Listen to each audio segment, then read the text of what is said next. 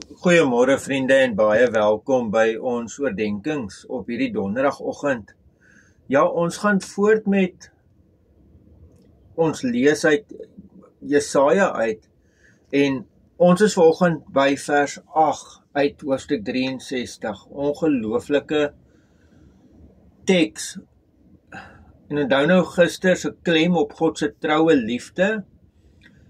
Vandag by vers 8 sê hy het gesê, my volk is hulle beslis. Kinders wat nie bedrieglik sal optree nie.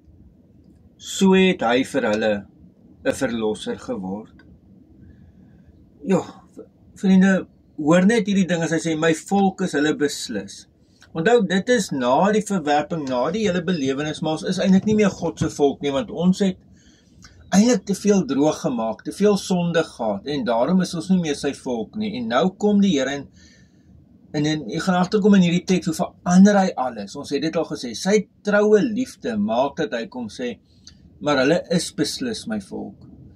En dan staan daar, so het hy vir hulle 'n verlosser geword. Dat dis waar God se verlossing lê.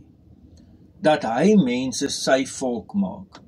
In die Nuwe Testament is dit deur Christus gedoen, en daarom ek en jy dan deel van God se Nuwe Testamentiese volk.